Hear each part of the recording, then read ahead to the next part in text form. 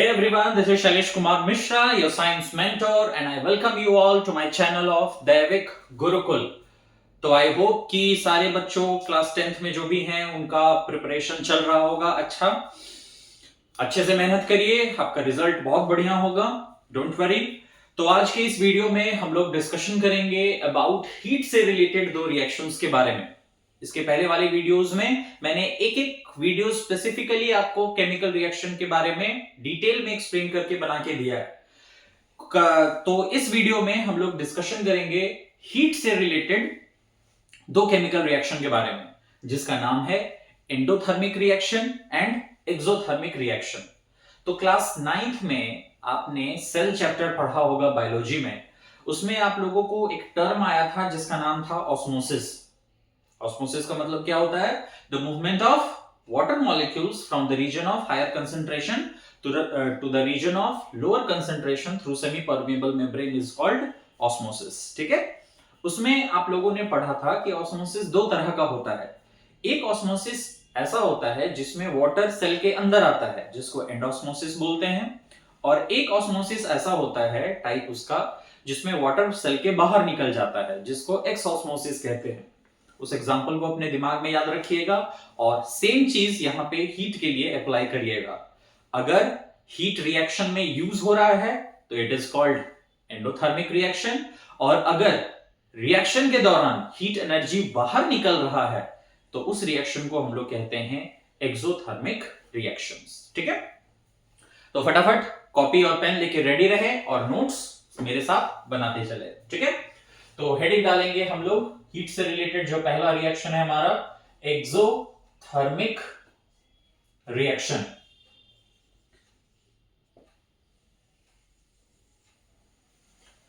क्या बताया मैंने आपको एक्सोथर्मिक रिएक्शन के बारे में? एक ऐसा केमिकल रिएक्शन जिसमें हीट एनर्जी क्या हो, बाहर निकल रहा हो।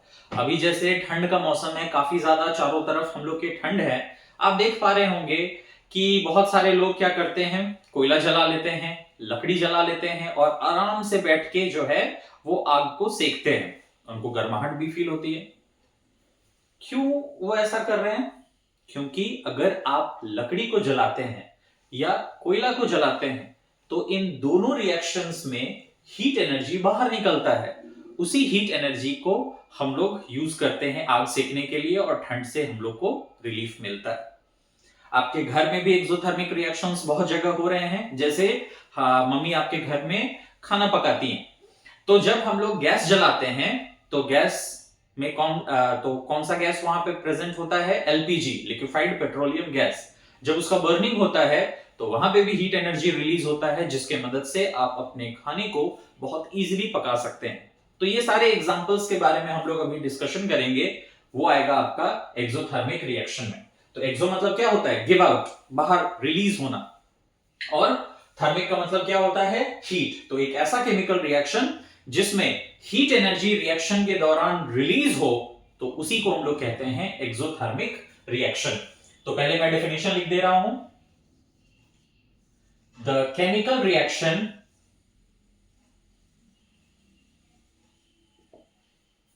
in which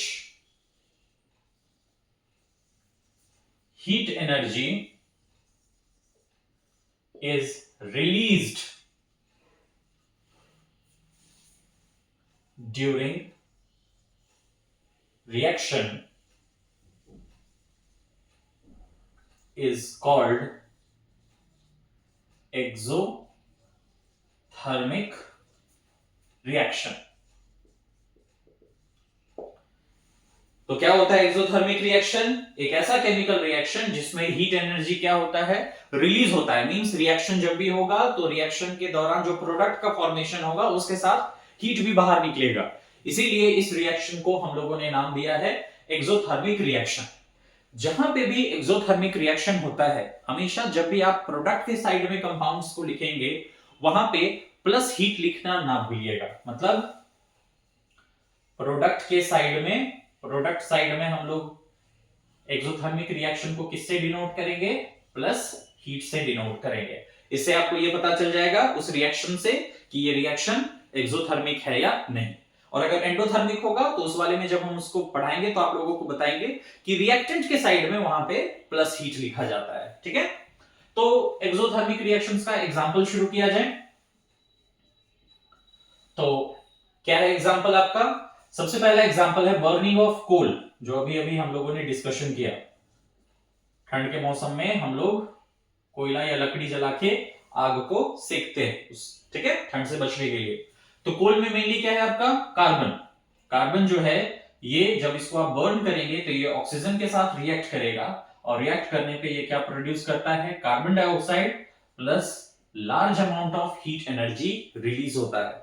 ये हीट एनर्जी इतना रिलीज होता है कि हम लोग इस पे खाना भी पकाते हैं। आप लोग तंदूर वगैरह जो देखे होंगे रेस्टोरेंट वगैरह में, जो तंदूर का यूज किया जाता है तो उसमें कोयला या चारकोल इन दोनों का ही यूज किया जाता है।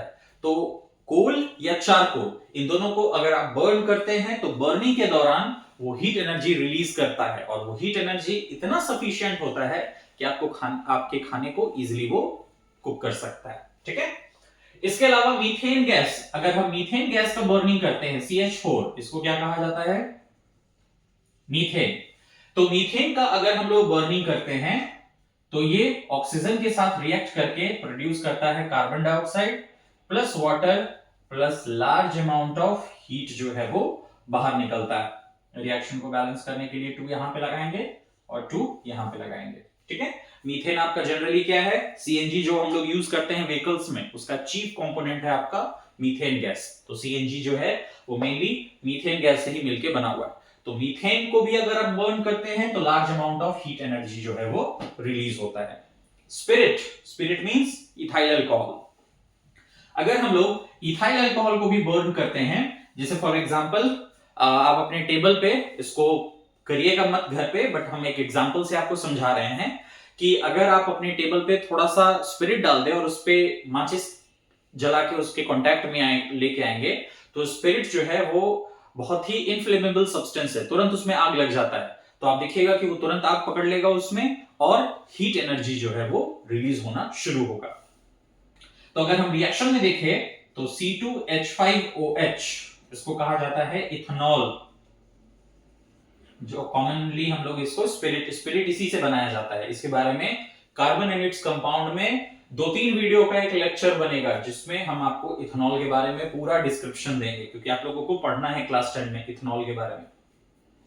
तो जब हम लोग इथेनॉल को बर्न करते हैं in the presence of oxygen, तो ये रिलीज करेगा carbon dioxide, water plus large amount of heat energy जो है वो रिलीज होता है। ठीक है, बैलेंस करने के लिए हमने 3 to 2 लगा दिया इस रिएक्शन में। Action of water on quicklime, very very very important reaction, कि जब हम लोग क्विकलाइन मींस कैल्शियम ऑक्साइड को पानी में डालते हैं, तो पानी में डालते ही अगर उस कंटेनर या बीकर को आप टच करेंगे तो आपको टेम्परेचर में बहुत ज्यादा डिफरेंस देखने को मिलेगा। जैसे ही आप लोग बीकर को टच करेंगे या कंटेनर को, आप देखेंगे कि वो काफी ज्यादा गर्म हो चुका है। क्यों? बिकॉज जो कैल्शियम ऑक्साइड है, जैसे ही हम लोग इसको वाटर के कांटेक्ट में लाते हैं, ये दोनों आपस में रिएक्ट करता है और बनता है calcium hydroxide plus large amount of heat is given out. ये हो गया आपका क्विक लाइन, जिसको कैल्शियम ऑक्साइड के नाम से भी जाना जाता है। Calcium oxide is the chemical name, और क्विकलाइन जो है इसको हम लोग कॉमन नेम है आपका कैल्शियम ऑक्साइड का। ठीक है, तो जैसे ही कैल्शियम ऑक्साइड को हम लोगों ने पानी में डाला, एक बीकर ले लीजिए, थोड़ा सा पानी रख लीजिए उसमें, और थोड़ा सा कैल्शियम ऑक्साइड उसमें आप ऐड करिए। जैसे ही आप कैल्शियम ऑक्साइड को ऐड करेंगे, आप देखेंगे कि बीकर को टच करने पे वो बीकर आपको गर्म फील होने लगेगा। क्यों? बिकॉज इस रिएक्शन में लार्ज अमाउंट ऑफ हीट जो है वो रिलीज होता है। इसके अलावा कुछ और एग्जांपल्स जो हम लोग अपने डेली लाइफ में देखते हैं, burning of would, burning of candle, burning of LPG। इसके अलावा dilution of N acid, dilution of N acid, जब हम लोग कंसंट्रेटेड से डाइल्यूट एसिड बनाते हैं, स्पेशली सल्फ्यूरिक एसिड के साथ, तो large amount of heat energy is given out. तो वुड, कैंडल या एलपीजी, इसका हम फॉर्मूला इससे इनको डिनोट नहीं करते हैं because it is a mixture. LPG हो, कैंडल हो, it is a mixture of hydrocarbons. हाँ, एक कंपाउंड है इथीन, C2H4, इसको क्या बोलते हैं हम लोग? इथीन के नाम से इसको जानते हैं। कार्बन एंड इस कंपाउंड में पढ़ेंगे, उसमें डिटेल में पढ़ेंगे। तो इथीन जो है ये भी आपका एक हाइड्रोकार्बन है। तो इसको जब आप ऑक्सीजन के प्रेजेंस में रिएक्ट करते हैं तो ये carbon dioxide plus water plus large amount of heat का फॉर्मेशन करता है। अब यहां पे 3 लग जाएगा।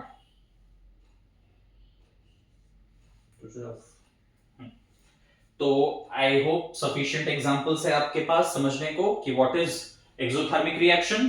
क्या होता है एक्सोथर्मिक रिएक्शन? एक ऐसा केमिकल रिएक्शन जिसमें हीट एनर्जी क्या हो, रिलीज होता है ड्यूरिंग केमिकल रिएक्शन, इसी को हम लोग कहते हैं एक्सोथर्मिक रिएक्शन।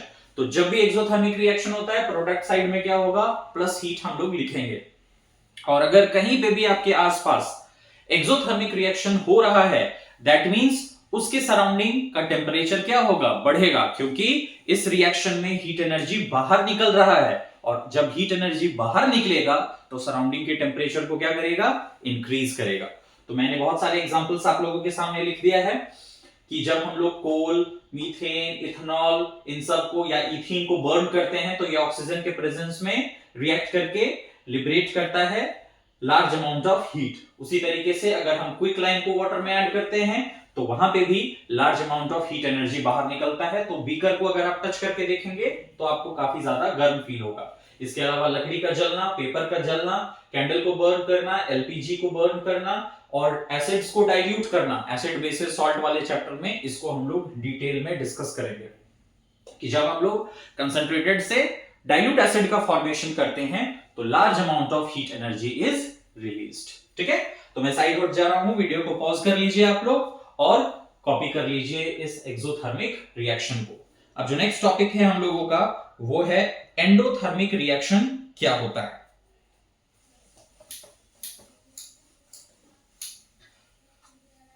तो आई होप कि जो भी मैंने अभी आपको बताया है वो आपके दिमाग में बहुत अच्छे से फीड हो गया हो।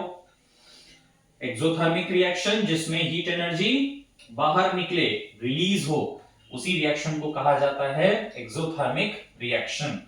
आप पढ़ेंगे कि एक ऐसा रिएक्शन जिसमें हीट एनर्जी एब्जॉर्ब होता है, मतलब जब तक हीट एनर्जी एब्जॉर्ब नहीं होगा तब तक वो रिएक्शन होगा ही नहीं, और उसी रिएक्शन को टर्म दिया गया है एंडोथर्मिक रिएक्शन।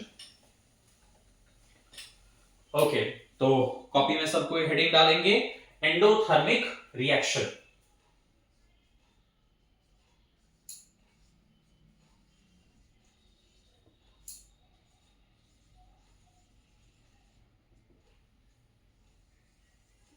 ठीक है, तो एंडोथर्मिक रिएक्शन क्या होता है?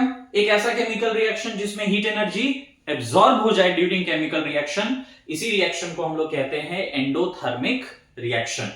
तो जैसे एंड ऑस्मोसिस मैंने आप लोगों को बताया था अभी कि एंड ऑस्मोसिस मतलब क्या होता है, जैसे चना या राजमा, इन सबको आप लोग देखे होंगे अपने घर में, मम्मी पकाने से पहले क्या करते हैं, ओवरनाइट उसको पानी में सोख करके रख देती हैं, और सुबह जब हम लोग उठते हैं तो चना या राजमा का साइज क्या हो जाता है, स्वेल अप हो जाता है। वो क्यों?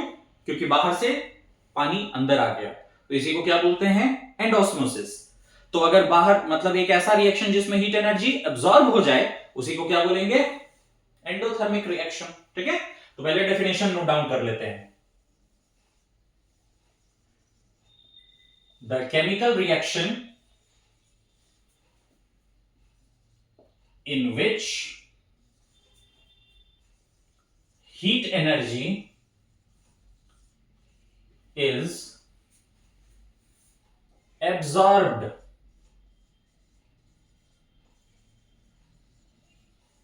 during chemical reaction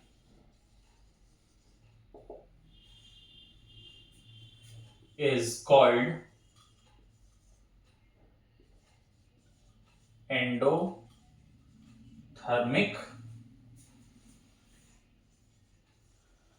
reaction. तो व्हाट इज एंडोथर्मिक रिएक्शन? क्या लिखा है मैंने बोर्ड पे? The chemical reaction in which heat energy is absorbed during chemical reaction is called endothermic reaction. एक ऐसा केमिकल रिएक्शन जिसमें हीट एनर्जी क्या होता है? एब्सॉर्ब होता है, बाहर नहीं निकलेगा। बाहर निकलेगा तो क्या हो जाएगा? एक्सोथर्मिक। लेकिन अगर रिएक्शन में यूज्ड अप हो जाए हीट एनर्जी तो उसी रिएक्शन को हम लोग क्या बोलते हैं? एंडोथर्मिक रिएक्शन के नाम से जाना जाता है। ठीक है, तो इसको डिनोट करने के लिए हम लोग क्या करते हैं कि रिएक्टेंट का जो साइड होगा, रिएक्टेंट के साइड में हम लोग प्लस हीट लिख देते हैं। तो अगर रिएक्टेंट के साइड में प्लस हीट लिखा हुआ है, एंडोथर्मिक रिएक्शन। प्रोडक्ट के साइड में प्लस हीट लिखा हुआ है, एक्सोथर्मिक रिएक्शन। ठीक है, क्लियर? ओके, तो अब एग्जांपल से समझते हैं। हमारे एयर में नाइट्रोजन और ऑक्सीजन सफिशिएंट क्वांटिटी में प्रेजेंट है, बट आपस में वो इतने आसानी से रिएक्ट नहीं करता है। N2 प्लस O2, जो हमारे एटमॉस्फेयर में नाइट्रोजन और ऑक्सीजन है वो प्लेंटी में प्रेजेंट है एयर में, लेकिन वो अपने आप इतने आसानी से रिएक्ट नहीं करता है। इस रिएक्शन को परफॉर्म करने के लिए large amount of heat energy की जरूरत पड़ती है, और वो लगभग कितना होता है? 3000 डिग्री सेल्सियस के आसपास जो है वो हीट एनर्जी का रिक्वायरमेंट होता है। ठीक है, तो नाइट्रोजन और ऑक्सीजन कब रिएक्ट करेगा? जब इसको 3000 डिग्री सेल्सियस लगभग हीट एनर्जी मिलेगा, तब ये दोनों आपस में रिएक्ट करेगा और NO का फॉर्मेशन करेगा, नाइट्रिक ऑक्साइड का फॉर्मेशन करेगा। ठीक है, तो जनरली ये जो रिएक्शन होता है ये तब होता है ड्यूरिंग थंडर एंड लाइटनिंग। जब कभी भी लाइटनिंग एयर से पास करता है तो उस समय टेम्परेचर इतना ज्यादा इंक्रीज हो जाता है कि हमारे एटमॉस्फेयर में जो नाइट्रोजन और ऑक्सीजन है वो कंबाइन करके नाइट्रिक ऑक्साइड का फॉर्मेशन करेगा। इसके अलावा अगर आप कैल्शियम कार्बोनेट लेते हैं और इसके क्रिस्टल्स को हीट करते हैं तो हीट करने पे ये डिकम्पोज करता है into calcium oxide plus carbon dioxide में। तो डिकम्पोजिशन ऑफ कैल्शियम कार्बोनेट में भी आपको क्या चाहिए? हीट एनर्जी का रिक्वायरमेंट चाहिए। तो ये भी आपका एंडोथर्मिक रिएक्शन का एग्जांपल हो गया। जिंक कार्बोनेट ले लीजिए, ZnCO3। ठीक है, इसका भी जब डिकम्पोजिशन होता है तो ये हीट एनर्जी को एब्सॉर्ब करता है और तब ये डिकम्पोज करता है into zinc oxide and carbon dioxide. Carbon dioxide gas के बारे में हम आपको एक बता दें कि जैसे प्लांट्स के लिए तो बहुत इंपॉर्टेंट है कार्बन डाइऑक्साइड, क्योंकि बिना उसके तो प्लांट्स फूड को प्रिपेयर कर नहीं पाएगा। हमारे लिए भी कार्बन डाइऑक्साइड बहुत इंपॉर्टेंट है। कैसे? कि जब भी कहीं पे भी आग लगता है, इलेक्ट्रिसिटी से लगा हुआ आग और ऑयल में लगा हुआ आग, इस पे कभी भी पानी नहीं डाला जाता है। हमेशा हम लोग फायर एक्सटिंग्विशर्स का यूज करते हैं जिसमें कार्बन डाइऑक्साइड गैस का यूज आता है। तो एसिड बेसिस एंड सॉल्ट्स वाले चैप्टर में हम आपको डिटेल में इसके बारे में बताएंगे, कार्बन डाइऑक्साइड के बारे में। सोडियम हाइड्रोजन कार्बोनेट NaHCO3, इसके क्रिस्टल्स को भी जब आप हीट करिएगा तो ये डिकम्पोज करेगा into Na2CO3 plus H2O plus CO2 gas जो है वो बाहर निकलेगा। फेरस सल्फेट के क्रिस्टल्स को ले लीजिए और इसको स्ट्रांगली हीट करिए। तो स्ट्रांगली हीट करने पे ये डिकम्पोज करेगा into ferric oxide Fe2O3 plus SO2 sulphur dioxide, SO3 sulphur trioxide बाहर निकलेगा। मैं थर्मल डिकम्पोजिशन रिएक्शन में आप लोगों को बताया था कि जो सल्फर डाइऑक्साइड और सल्फर ट्राइऑक्साइड गैस है इसको सफोकेटिंग गैसेस कहते हैं। क्यों? क्योंकि जैसे ही ये हमारे कांटेक्ट में आता है तो ब्रीथिंग प्रॉब्लम्स आपको शुरू होगा, सांस लेने में दिक्कत आने लगेगी, इसीलिए इसको सफोकेटिंग गैसेस के नाम से हम लोग जानते हैं। तो मोर और लेस जितने भी आपके थर्मल डिकम्पोजिशन वाले रिएक्शंस थे ना वो एग्जैक्टली यहां पे फिट बैठेगा, क्योंकि थर्मल डिकम्पोजिशन में हीट ब्रेक डाउन कर रहा था, तो वही रिएक्शन है हमारा एंडोथर्मिक रिएक्शन के बिना हीट के ये रिएक्शन स्टार्ट नहीं होगा। कार्बन प्लस वाटर, तो कार्बन को अगर हम वाटर के साथ रिएक्ट करते हैं तो ये हीट एनर्जी को एब्सॉर्ब करता है, तो हम यहीं पे लिख देते हैं प्लस हीट, ठीक है। और जब ये आपस में रिएक्ट करेगा तो ये कार्बन मोनोऑक्साइड प्लस हाइड्रोजन, जिसको हम लोग वाटर गैस के नाम से भी जानते हैं, तो CO प्लस H2, इसको हम लोग क्या कहते हैं, इसको वाटर गैस के नाम से भी जाना जाता है। तो यहां पे कार्बन जो लेना है वो रेड हॉट कंडीशन में लेना है, रेड हॉट कोक होता है ये, कोक मींस कार्बन का ही फॉर्म है वो, ठीक है। तो रेड हॉट कोक को जब आप वाटर के साथ रिएक्ट कराएंगे तो CO प्लस H2 का फॉर्मेशन होगा, तो इसको हम लोग वाटर गैस के नाम से जानते हैं। तो ये आपका कुछ एग्जांपल्स था जिसमें मैंने एंडोथर्मिक रिएक्शंस के एग्जांपल के बारे में आपको बताया, तो इसको नोट डाउन आप लोग करेंगे। अमोनियम क्लोराइड को अगर हम लोग पानी में डिसॉल्व करते हैं, एग्जांपल मैं लिख दे रहा हूं, dissolving ammonium chloride in water. तो अमोनियम क्लोराइड को जब हम लोग वाटर में मिलाते हैं तो ये भी आपका एंडोथर्मिक प्रोसेस का ही एग्जांपल है, या conversion of water into steam. Water जब स्टीम में कन्वर्ट होता है, कब कन्वर्ट होगा, वाटर स्टीम में, जब आप वाटर को क्या करेंगे, गर्म करेंगे। तो जब हम लोग वाटर को गर्म करते हैं तो वो स्टीम में कन्वर्ट हो जाता है, that mean it is also an example of endothermic processes. तो व्हाट इज एंडोथर्मिक प्रोसेस, एक ऐसा प्रोसेस जिसमें हीट एनर्जी बाहर निकलता है, तो सॉरी, एक ऐसा केमिकल प्रोसेस, एक ऐसा केमिकल रिएक्शन जिसमें हीट एनर्जी एब्सॉर्ब होता है, इस रिएक्शन को हम लोग कहते हैं एंडोथर्मिक रिएक्शन। तो जब भी एंडोथर्मिक रिएक्शन को बताना होता है हम लोग रिएक्टेंट के साइड में क्या लिखते हैं, प्लस हीट। एकदम ध्यान से समझेंगे, अगर केमिकल रिएक्शन में हीट एनर्जी बाहर निकलता है it is called exothermic reaction, अगर केमिकल रिएक्शन में हीट एनर्जी एब्सॉर्ब होता है it is called endothermic reaction. जहां भी एक्सोथर्मिक रिएक्शन होगा हीट एनर्जी रिलीज होने के कारण सराउंडिंग का टेम्परेचर बढ़ेगा, इंक्रीज होगा।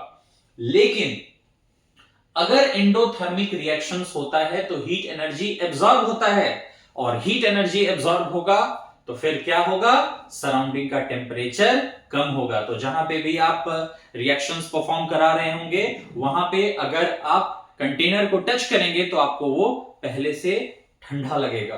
रीजन, टच करने पे ठंडा लगेगा, क्यों, क्योंकि हीट एनर्जी क्या हो गया है, एब्सॉर्ब हो गया, ठीक है।